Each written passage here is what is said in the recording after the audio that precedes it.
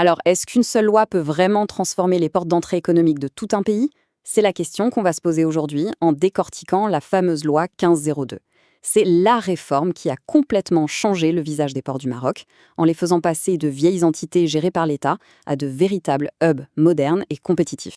Et pour bien comprendre l'enjeu, tout part de cette phrase, inscrite noir sur blanc dans la loi elle-même. La quasi-totalité des échanges commerciaux du Maroc passe par la mer.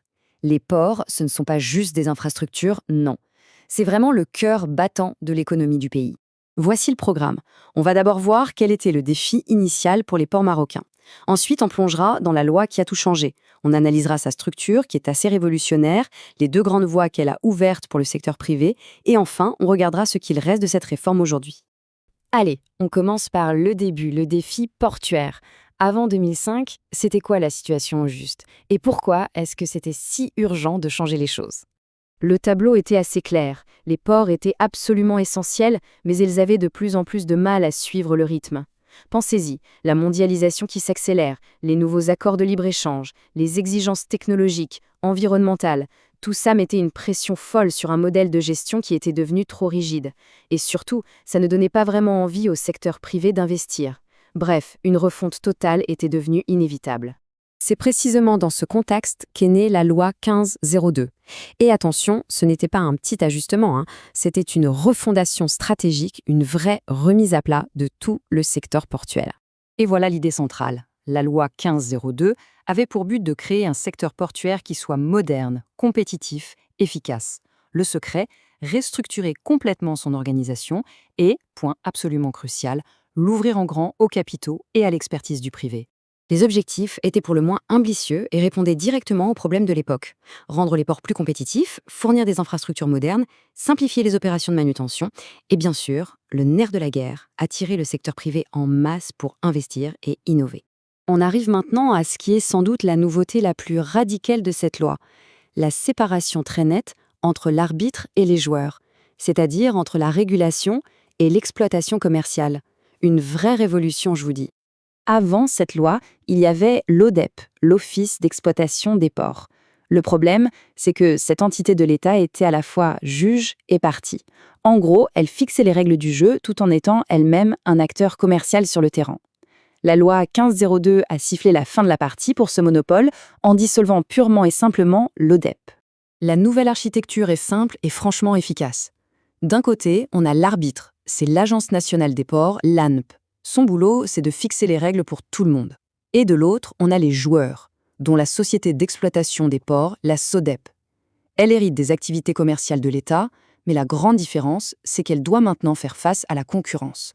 Le rôle de l'ANP, l'arbitre, est donc absolument fondamental. C'est elle qui planifie le développement des infrastructures, c'est elle qui s'assure que la concurrence est bien libre et équitable, c'est elle qui donne les autorisations et les concessions aux opérateurs privés, et enfin, c'est elle qui fait respecter les règles de sécurité et d'environnement. En résumé, c'est le garant du bon fonctionnement de tout le système. La SODEP, elle, descend sur le terrain pour jouer.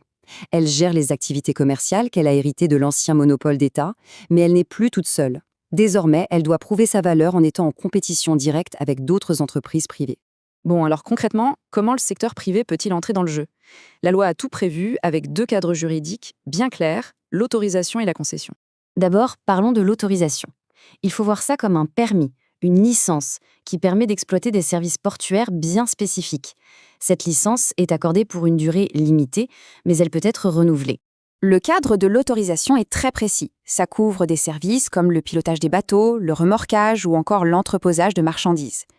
La durée maximale est de 20 ans et pour que tout soit juste, elle est toujours accordée après un appel à la concurrence. Pas de favoritisme. Ensuite, on a la concession. Là, on change complètement d'échelle. On parle d'un cadre pour la gestion et l'exploitation de très grosses infrastructures.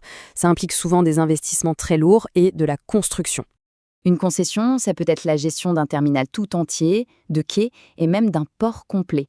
Logiquement, la durée est plus longue, jusqu'à 30 ans, et on peut même l'étendre de 20 ans. Et bien sûr, comme pour l'autorisation, tout passe par un appel d'offres transparent. Donc, pour faire simple, la différence est là. L'autorisation, c'est pour des services bien ciblés, sur une durée plus courte. La concession, c'est du lourd. On gère de grandes infrastructures, ce qui veut dire un engagement sur le très long terme et de gros investissements. D'accord, mais que se passe-t-il si un opérateur ne respecte pas les règles? Eh bien, la loi est très claire là-dessus, elle ne laisse aucune place au hasard. La procédure monte en puissance. Ça commence par un avertissement, une mise en demeure. Si le problème continue, on passe à une amende. Si ça ne suffit toujours pas, l'amende est doublée. Et en dernier recours, si rien ne change, l'autorisation ou la concession est tout simplement retirée. Fin de l'histoire. Bon, maintenant qu'on a vu tout ça, quel est l'héritage de cette loi, des années après son application? Pourquoi est-ce qu'elle est si importante pour le Maroc d'aujourd'hui? S'il y avait une seule chose à retenir, ce serait vraiment cette transformation. On est passé d'un monopole d'État, un système fermé, à un véritable marché, dynamique et régulé. La loi 1502 a créé un tout nouvel écosystème conçu pour attirer les investissements et pousser tout le monde à être meilleur grâce à la concurrence. Et les résultats, on les voit. La loi a donné un cadre juridique stable et prévisible aux investisseurs. La séparation entre l'arbitre et les joueurs a garanti l'équité. Du coup, la participation privée a explosé et au final, la compétitivité et l'efficacité des ports marocains ont fait un bond spectaculaire sur la scène internationale. Et tout ça nous ramène à notre question de départ. Comment est-ce qu'une seule loi peut libérer le potentiel économique d'une nation? L'exemple de la loi 1502 nous donne une piste de réponse assez claire. En fixant des règles du jeu justes pour tous et en libérant les énergies, un texte bien pensé peut véritablement ouvrir les portes de l'avenir économique de tout un pays. Chaque jour, des millions de produits entrent et sortent du Maroc. Et la quasi-totalité passe par une poignée d'endroits absolument stratégiques, ces ports. Aujourd'hui, on va voir comment la modernisation de ces ports a complètement transformé l'économie du pays. C'est un peu la grande question, non? Comment un pays peut-il réinventer ses artères commerciales les plus vitales pour non seulement survivre, mais carrément prospérer dans l'économie mondiale? C'est exactement cette histoire qu'on va décortiquer ensemble. Pour bien commencer, il faut s'imaginer les ports non pas juste comme des quais en béton, mais vraiment comme le cœur battant de l'économie d'une nation. C'est là que tout se connecte, que les échanges se font et que la valeur se crée. Alors, il y a un mot qu'on va entendre souvent, c'est la manutention. Le plus simple, c'est de voir ça comme une immense chorégraphie. Chaque mouvement du conteneur qui quitte le navire jusqu'à son stockage doit être parfaitement synchronisé. Le moindre grain de sable en engrenage, et c'est toute la machine qui s'arrête. Et l'enjeu, il est tout simplement colossal. On parle de plus de 90% du commerce mondial qui passe par la mer. Donc pour le Maroc, ça veut dire une chose simple. Ces ports ne sont pas juste importants, ils sont absolument vitaux. La moindre inefficacité se propage immédiatement à toute l'économie. Bon, maintenant qu'on a posé le décor, rentrons dans le vif du sujet. Avant 2006, le système portuaire marocain avait un gros problème. Un modèle qui, disons-le, freinait carrément la croissance du pays. À cette époque, le gardien des portes, c'était l'ODEP. Imaginez un match de foot où le seul joueur sur le terrain est aussi l'arbitre. Eh bien, c'est un peu ça. L'ODEP fixait les règles du jeu tout en étant la seule équipe à pouvoir jouer. On s'imagine bien que ça pouvait poser quelques soucis. Et ces soucis, les voici. Le problème numéro 1, c'était ce fameux conflit d'intérêts. Forcément, quand on est juge et partie, ça coince. Et résultat, des surcoûts pour tout le monde, un manque de réactivité flagrant et des responsabilités un peu floues. Bref, le système était à bout de souffle. Alors, face à cette situation complètement bloquée, le Maroc n'a pas juste mis un peu d'huile dans les rouages, non, la décision a été bien plus radicale. Construire une toute nouvelle machine en repartant d'une feuille blanche. Et ce grand changement, il a un nom et une date. La loi 1502, du 15 décembre 2006. Ce n'est pas juste un texte de loi, c'est l'acte de naissance d'une nouvelle ère pour les ports marocains. C'est le jour où le monopole a officiellement pris fin. L'idée était simple, mais vraiment radicale. Fini le grand bloc unique. On a pris l'ancienne ODEP et on l'a coupé en deux pour créer deux nouvelles organisations, chacune avec une mission bien précise. Et c'est ça le point crucial, la séparation des pouvoirs. Pour faire simple, d'un côté, il y a l'ANP, l'Agence nationale des ports. Eux, c'est un peu la police de la route. Ils construisent l'autoroute, fixent les limitations de vitesse, assurent la sécurité. De l'autre côté, il y a la SODEDEF. Eux, ce sont les stations-service. Ils gèrent le business. Chacun son rôle. Et le conflit d'intérêts? Disparu. Mais cette grande réforme n'est pas restée juste sur le papier, loin de là. Elle a donné naissance à une nouvelle entreprise, un nouvel acteur majeur dont le nom est aujourd'hui bien connu. Et ce qui est assez fou, c'est la vitesse à laquelle tout ça s'est passé. En à peine 6 mois, entre décembre 2006 et juin 2007, hop, le paysage portuaire a été complètement redessiné. La loi a été votée et le nouvel opérateur commercial était prêt à se lancer, sous un nouveau nom. Le passage de SODEP à Marsa Maroc n'était pas juste un coup de peinture, c'était une véritable déclaration d'intention. Un message très fort envoyé au Maroc et au monde entier pour dire « Attention, les règles ont changé. On est là pour la performance, pour la compétition. » Et ce nom Marsa Maroc n'a pas été choisi au hasard, bien sûr. Les documents de l'époque expliquent bien la logique. En associant Marsa, le port, et Maroc, le pays, l'entreprise s'est ancrée dans l'identité nationale tout en créant une marque hyper claire à l'international. C'est malin, non? Ok, tout ça c'est bien beau sur le papier, mais la question qu'on se pose tous c'est est-ce que ça a vraiment marché? Concrètement sur les quais, est-ce que ça a changé quelque chose? Eh bien, accrochez-vous. Le premier chiffre, celui qui frappe tout de suite, c'est celui-là, moins 30%. 30% de réduction sur les coûts de manutention des containers. C'est juste énorme. Dans ce secteur, une baisse pareille, c'est une véritable révolution. Ça a rendu les ports marocains bien plus attractifs d'un seul coup. Et forcément, quand les prix chutent, qu'est-ce qui se passe? Le trafic explose. Regardez ça, en une seule année, le nombre de porte-containers a bondi de 42%. C'est la preuve par les chiffres que la réforme a fonctionné. Et très vite. En fait, c'est toute l'économie qui en a profité. La qualité des services s'est améliorée, la concurrence a enfin pu jouer son rôle, et ça a attiré de nouveaux investissements privés. Toute la chaîne logistique est devenue plus simple, plus fluide, un vrai cercle vertueux. Au final, cette histoire des ports marocains, c'est une leçon incroyable. On voit bien comment, en s'attaquant à un seul monopole, on peut libérer un potentiel économique immense.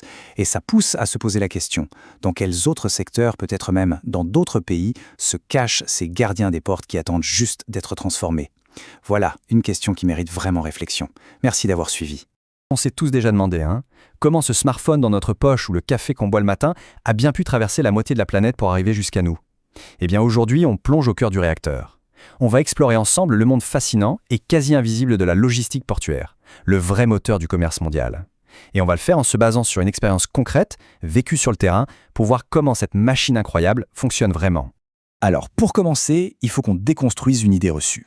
Quand on pense logistique, l'image qui vient tout de suite, c'est un camion sur l'autoroute. Mais en réalité, c'est une vision beaucoup trop simple d'une réalité bien plus complexe. Bon, la citation est un peu brutale, c'est vrai, mais elle est parfaite pour illustrer un point fondamental. La logistique, c'est une chaîne complète. Ça ne se résume pas du tout au transport final, non. Ça englobe absolument toutes les étapes, de la matière première brute jusqu'au produit qui arrive entre nos mains. Et c'est là le point clé. La logistique, c'est l'intelligence derrière le mouvement. L'exemple le plus simple, c'est quand on doit déplacer un frigo. Le simple fait de se poser la question « Ok, comment je le bascule? Sur quoi je peux le faire rouler ?» Eh bien ça, c'est de la logistique. C'est la planification technique derrière n'importe quel déplacement, qu'il soit tout petit ou absolument gigantesque. Alors, on peut se demander, mais qu'est-ce qui pousse un ingénieur spécialisé dans les données à aller faire un stage sur les quais d'un port? Ça peut paraître un peu étrange, c'est vrai, mais la réponse, elle se trouve dans un concept qui est essentiel pour quiconque veut devenir un bon leader.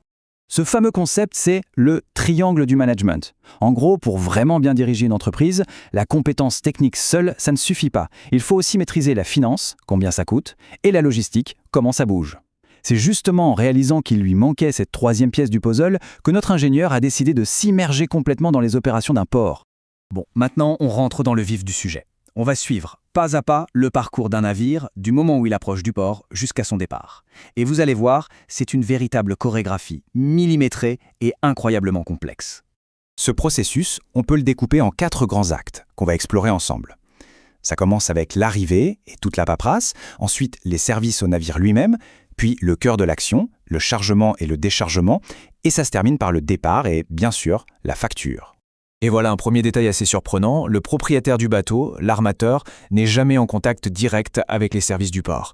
C'est une agence maritime locale qui joue le rôle de chef d'orchestre. C'est elle le point de contact unique, l'intermédiaire qui va absolument tout gérer, de la paperasse des douanes à la coordination de tous les services techniques. Justement, ces services, il faut bien faire la distinction entre 2 grandes familles. D'un côté, il y a les services maritimes, qui concernent le navire en lui-même, et de l'autre, les services de fret ou de marchandises, qui, comme leur nom l'indique, s'occupent de ce qu'ils transportent. Les services maritimes, c'est tout ce qui permet à un géant d'acier de plusieurs dizaines de milliers de tonnes de manœuvrer en toute sécurité. On parle du pilotage, où un expert local monte à bord pour guider le capitaine dans les eaux du port. Il y a l'amarrage, l'action d'attacher solidement le navire au quai, et bien sûr le remorquage, où des bateaux surpuissants viennent tirer le navire pour le positionner au millimètre près. Et de l'autre côté, on a l'accownage. C'est le terme technique un peu barbare pour désigner toutes les opérations de manutention de la marchandise. C'est vraiment le cœur du métier. Prendre les containers ou les marchandises sur le navire pour les mettre à quai, ou faire l'opération inverse. Mais au fait, comment on sait ce qu'il y a précisément à bord? Eh bien, tout repose sur un seul document absolument capital, le manifeste. C'est ni plus ni moins que la carte d'identité de la cargaison. Tout y est. Qui envoie, qui reçoit, de quel produit il s'agit, et surtout, en quelle quantité. C'est la base de toute la transaction commerciale et la source d'infos pour toutes les opérations qui vont suivre. Allez, on passe à la dernière étape, celle où toute cette activité bouillonnante va se transformer en chiffres, la facturation. Et vous allez voir que c'est un processus d'une précision quasi chirurgicale. Pour établir une seule facture, le service de facturation doit rassembler une véritable montagne d'informations. Chaque bordereau de service, les heures de début et de fin de chaque opération, les tarifs officiels pour chaque type de prestation, le tonnage exact tiré du manifeste, et bien sûr, les fameuses majorations si le travail s'est fait un week-end ou un jour férié. Ce tableau, il montre bien comment chaque service est décomposé et facturé différemment. Le pilotage, la location d'un chariot élévateur à l'heure, et même des choses auxquelles on ne penserait jamais, comme la mise en place de barrières de sécurité, chaque ligne a sa propre logique de calcul. C'est un vrai puzzle. Et pour qu'on se rende bien compte du niveau de détail, regardez cet exemple. La simple mise en place de barrières pour délimiter la zone de travail des camions. On pourrait croire qu'ils en mettent à peu près la bonne longueur. Pas du tout. La longueur est mesurée. Pas une estimation, non, une mesure précise, 37 mètres. Et ces 37 mètres sont facturés comme tels. Ça en dit long sur le fait que dans ce monde, chaque détail compte et est monétisé. Mais au-delà de cette mécanique hyper huilée, cette immersion dans le concret a été super riche en leçons sur le plan professionnel. Voyons un peu ce que les quais peuvent nous apprendre sur la façon de construire une carrière solide. La première grande leçon, c'est la puissance de la rotation des postes. Quand les employés passent par différents services, ils comprennent concrètement comment leur travail impacte celui des autres. Ça casse les silos, ça rend l'équipe beaucoup plus polyvalente et au final, l'entreprise devient bien plus résiliente. L'autre concept super intéressant, c'est le Kaizen. C'est cette philosophie japonaise de l'amélioration continue. Plutôt que de viser une grande révolution du jour au lendemain, l'idée c'est de faire plein de petites améliorations mais de façon constante. Si on applique ça à une carrière, ça veut dire qu'il ne faut pas tout miser sur une seule expertise, mais plutôt arroser plusieurs petites graines de compétences en parallèle. À long terme, c'est comme ça qu'on se bâtit un profil bien plus solide et adaptable. On a eu aujourd'hui un petit aperçu de la machinerie cachée derrière le commerce mondial. Et ça amène forcément à se poser une question. Quels sont les autres systèmes complexes, invisibles, ces processus d'une précision d'horloger qui régissent notre quotidien sans même qu'on s'en rende compte? La réponse, c'est que ils sont probablement partout autour de nous. Alors, bienvenue. Aujourd'hui, on va se poser une question qui est au fond assez simple mais absolument essentielle. Comment peut-on vraiment faire confiance aux rapports financiers que publient les grandes entreprises? C'est un peu comme si on lisait leur bulletin de notes de fin d'année. Mais comment être sûr que les notes sont justes et qu'elles n'ont pas été un peu arrangées? Et voilà, on met le doigt sur le vrai problème. Imaginez une grande société, présente un peu partout dans le monde. Chaque bureau, dans chaque pays, a ses propres comptes, ses propres règles. Alors comment on fait pour rassembler tout ça en une seule histoire qui soit cohérente et surtout qui dise la vérité? C'est exactement ce qu'on va essayer de démêler aujourd'hui. Bon, pour que tout ça soit bien clair, rien de tel qu'un exemple concret. On va donc suivre le cas de Marsa Maroc. C'est une entreprise très importante au Maroc, elle est cotée en bourse, et avec ses différentes opérations, elle représente parfaitement le genre de puzzle financier qu'on cherche à comprendre. Allez, on y va, on plonge dans le vif du sujet. La première pièce de notre puzzle, c'est justement cette complexité liée au fait d'être présent à l'international. Et c'est là que les choses deviennent vraiment intéressantes. D'abord, un petit point de vocabulaire, mais il est crucial. Une filiale. C'est quoi? Eh bien, c'est tout simplement une entreprise qui est contrôlée par une autre, plus grosse, qu'on appelle la société mère. Dans notre cas, Marsa Maroc, c'est la société mère et elle possède plusieurs de ses filiales. C'est comme ça que la plupart des grands groupes sont structurés. Et c'est là que le vrai casse-tête commence. Imaginez, la filiale qui est en France, elle, doit suivre les règles comptables françaises. Celle qui est en Italie doit suivre les règles italianes. C'est comme si chaque pays parlait une langue financière différente. On ne peut pas juste additionner les chiffres comme ça, ce serait comme additionner des choux et des carottes. Mais au fait, pourquoi toutes ces règles différentes? Ça serait plus simple d'avoir les mêmes partout, non? Eh bien, la raison principale, elle est simple. C'est l'aspect fiscal. Autrement dit, les impôts. Chaque État veut pouvoir calculer précisément les bénéfices qui sont faits sur son territoire pour pouvoir prélever sa part. La compta locale, c'est donc avant tout un outil pour le fisc de chaque pays. Ok, donc on a un puzzle, avec des pièces qui ne s'emboîtent pas naturellement. Comment une entreprise comme Marsa Maroc fait pour nous raconter une seule histoire, une histoire unifiée à partir de tous ces rapports locaux? Eh bien, il y a une solution, un mot un peu technique mais super important, la consolidation. En fait, quand on y pense, le processus est assez logique.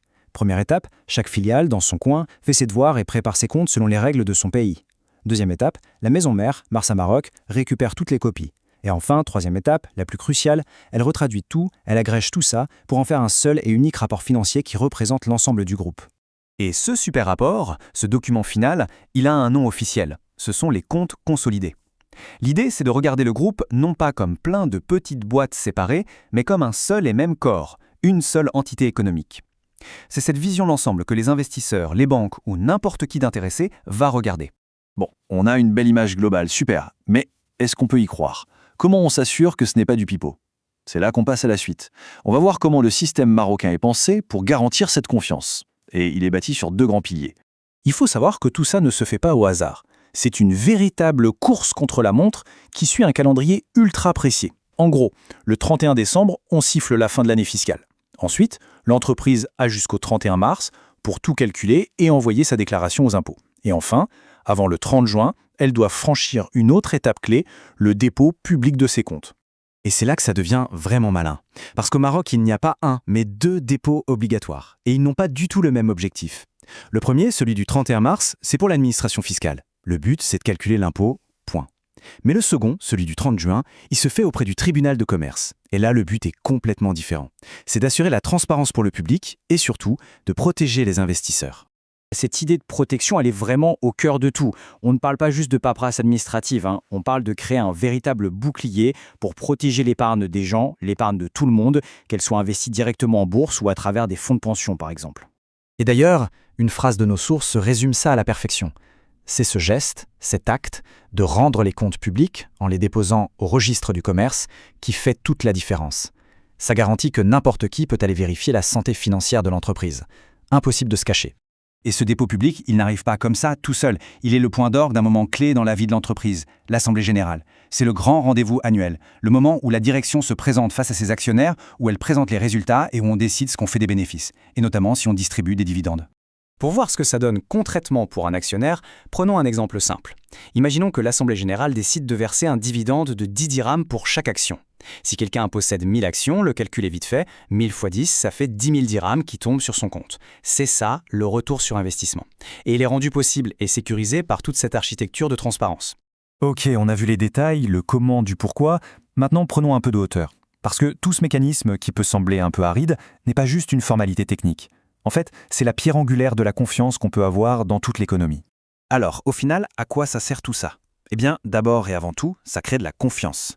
La confiance entre ceux qui investissent leur argent et ceux qui le gèrent. Ça donne une base fiable et vérifiable pour prendre des décisions. Ça oblige aussi les dirigeants à rendre des comptes sur leur gestion. Et tout ça, mis bout à bout, eh bien, c'est le socle d'une économie moderne et saine. Une économie où les bonnes entreprises peuvent attirer des capitaux pour grandir et innover, et où l'épargne est protégée. Sans cette base de transparence, tout l'édifice devient fragile. C'est vrai, tout ce système a l'air un peu lourd, un peu complexe, mais la vraie question qu'il faut se poser, c'est l'inverse. Qu'est-ce qui se passerait s'il n'existait pas, si on a enlevé cette transparence, si personne ne pouvait plus vérifier le bulletin de notes des entreprises? Eh bien, ce ne sont pas seulement les investisseurs qui seraient dans le noir, c'est toute l'économie qui naviguerait à l'aveugle. Et l'opacité, ça a un prix, et c'est très souvent tout le monde qui finit par le payer. Et si le secret d'un grand leader, ce n'était pas son expertise dans un seul domaine, mais plutôt sa polyvalence? Aujourd'hui, on va plonger dans une carrière vraiment hors norme, une véritable odyssée professionnelle qui nous oblige à repenser ce que ça veut dire diriger. Allez, on suit ce parcours étape par étape pour en tirer les leçons clés. Franchement, cette phrase, elle est percutante. Surtout à notre époque où on ne jure que par l'hyperspécialisation. L'idée, c'est que pour vraiment piloter la machine, il faut avoir mis les mains dans chaque engrenage, sans exception. C'est cette vision, cette vue à 360 degrés, qui va être le fil conducteur de toute notre histoire. Le mot-clé, le maître-mot de cette aventure, c'est donc la polyvalence. Mais attention, il ne faut pas imaginer un simple touche-à-tout. C'est plutôt l'image d'un chef d'orchestre. Il ne joue pas forcément de tous les instruments, mais il sait exactement comment les faire jouer ensemble pour créer une symphonie. C'est cette compétence qu'on va voir se construire petit à petit. Bon, toute grande philosophie, ça naît d'une expérience forte, d'un truc qui marque. Pour comprendre cette quête de polyvalence, il faut revenir au tout début, à ses premières années de carrière, où une simple contrainte, une nécessité, s'est transformée en une véritable stratégie. Voyons comment tout ça s'est mis en place. Le parcours démarre sur les chapeaux de roue, contrôle qualité, puis recherche et développement, jusqu'au poste de directeur technique. Mais regardez bien l'étape 4. C'est là que tout bascule. Gérer en même temps la production, la qualité et la maintenance. C'est un peu comme demander au chef d'un resto de gérer la cuisine, la salle et les comptes en plein coup de feu. Une mission quasi impossible, mais qui va tout changer. Et là, c'est la révélation. En sortant de son couloir de spécialiste, c'est un paysage immense, complexe, qui apparaît d'un seul coup. La leçon, elle est brutale, mais elle est limpide. Pour devenir le chef d'orchestre, ça ne suffit pas d'être le meilleur violoniste, il faut comprendre la partition de tout le monde. Et puis arrive en carrefour un moment de choix que beaucoup de professionnels ambitieux connaissent bien, le fameux dilemme du doctorat. Est-ce qu'il faut continuer à polir ses connaissances théoriques à l'université ou bien plonger directement les mains dans le cambouis sur le terrain? C'est le grand débat entre le savoir et le savoir-faire. D'un côté, on a le monde académique, la théorie poussée, la rigueur de l'analyse, le prestige du diplôme. Et de l'autre, le monde du concret, du terrain, l'action, la résolution de problèmes immédiats, la satisfaction de voir un résultat tangible. Deux mondes qui, en apparence, n'ont pas grand-chose en commun. Alors, lequel choisir? Mais au fond, est-ce qu'on est vraiment obligé de choisir? Est-ce que ces deux chemins ne peuvent pas se croiser? Et s'il existait une troisième voie, une façon de combiner la puissance des deux? Et voilà la réponse. La vraie valeur d'un doctorat, ce n'est pas tant le savoir hyper pointu sur un sujet, non, c'est la méthode. C'est l'entraînement du cerveau à décortiquer n'importe quel problème, de manière logique et structurée. Cet état d'esprit, c'est une sorte de boîte à outils mentale qu'on peut emmener partout avec soi, dans n'importe quelle situation. Et hop, cette philosophie est tout de suite mise à l'épreuve. Il est accepté en doctorat. Et au même moment, une super offre d'emploi se présente à l'ONICLA. La décision est prise, le doctorat attendra, l'opportunité de terrain, non. Ce n'est pas un abandon, c'est un choix stratégique. L'idée, c'est d'utiliser cette pensée doctorale comme une arme sur le terrain, tout de suite. Ça prouve bien qu'un plan de carrière, ça doit rester flexible. Alors, après la théorie, place à la pratique. Et quel terrain de jeu! Le monde complexe et ultra exigeant de la logistique maritime, chez Marsa Maroc. C'est là, au milieu du balai incessant des grues et des navires, que la fameuse vision à 360 degrés va passer son test ultime, l'épreuve du feu. Allez, prenons un cas bien concret, le transport de clinker. C'est la matière première essentielle pour faire du ciment. Sur le papier, ça a l'air simple. Mais en réalité, c'est un vrai casse-tête logistique. Pour gagner face à la concurrence, il a fallu penser complètement différemment. Le problème, c'était quoi? Les camions écrasaient le marché parce qu'ils ne rentraient jamais à vide, ce qui rendait leur prix imbattable. Le transport par bateau, lui, paraissait plus cher. La solution, elle a été brillante. Au lieu de se battre sur les prix, on a changé les règles du jeu. On a proposé un contrat commercial plus intelligent, plus sécurisant pour le client. C'est ça la polyvalence en action. Ce n'était pas juste un problème de logistique, c'était avant tout un problème commercial. Dans le commerce international, la confiance, ça ne suffit pas toujours. Comment être sûr qu'un armateur à l'autre bout du monde va bien payer sa facture? Eh bien avec cette mécanique de précision. C'est simple, le client dépose une garantie, on estime le coût des services, on les exécute et on règle les comptes. C'est un système qui transforme le risque en certitude et qui permet aux marchandises de circuler sans problème. Et puis, le parcours prend une toute autre dimension. On passe de la logistique commerciale à une mission qui a un impact sur tout un pays, la sécurité alimentaire. C'est le chapitre où toutes les compétences acquises, la vision globale, la gestion complexe, la stratégie vont être mises au service d'un enjeu national vital. Et attention, cette responsabilité, elle ne sort pas de nulle part. L'organisme à l'origine de tout ça a été créé en 1937. Ça vous donne une idée du poids de l'histoire, de l'héritage. La mission de nourrir la population, c'est un enjeu stratégique qui traverse les décennies. Imaginez un peu le tableau. On est en 2022, l'ancienne structure est dissoute, une équipe de 5 ingénieurs se retrouve face à une page blanche. Leur mission, reconstruire de zéro absolument tout le système d'approvisionnement du pays. Pas de manuel, pas de plan, juste une responsabilité colossale et l'obligation de réussir. Pour réussir un tel pari, évidemment, les journées de 8 heures ne suffisaient pas. L'horloge, comme on le voit, n'avait plus beaucoup de sens. Finir à 5 heures du matin, c'est devenu la norme. Ce n'était plus un simple travail, c'était une course contre la montre, une véritable épreuve du feu. Alors, après ce parcours intense, qu'est-ce qu'on retient? Qu'est-ce qu'on peut emporter avec nous de cette odyssée professionnelle? C'est le moment de faire le bilan, de transformer l'expérience en sagesse. Mais un tel engagement, ça a un coût. Et ce graphique, il est sans appel. Quand la barre de la responsabilité pro crève le plafond, eh bien les autres domaines de la vie, eux, ils s'effondrent. L'image est frappante et je pense qu'elle parle à beaucoup de monde. Ces mots, c'est un témoignage très fort de ce sacrifice. J'ouvrais le port et je le fermais. Cette routine, elle forge un expert, c'est sûr, mais elle isole une personne. C'est la reconnaissance lucide qu'un sprint, aussi héroïque soit-il, ne peut pas durer toute une vie. La grande leçon de toute cette histoire, c'est donc peut-être la suivante. L'ambition, c'est un moteur formidable pour construire une carrière exceptionnelle. Mais il ne faut pas que le succès professionnel fasse chavirer tout le reste. Maintenir un équilibre, ce n'est pas automatique, c'est un choix. C'est un effort conscient de tous les instants. Ce qui nous amène à une question de fond, une question que chacun peut se poser pour soi-même. Dans un parcours professionnel, où placer le curseur entre le don à son travail et le don à soi? Trouver ce juste équilibre, c'est peut-être le plus grand défi de toute notre odyssée professionnelle.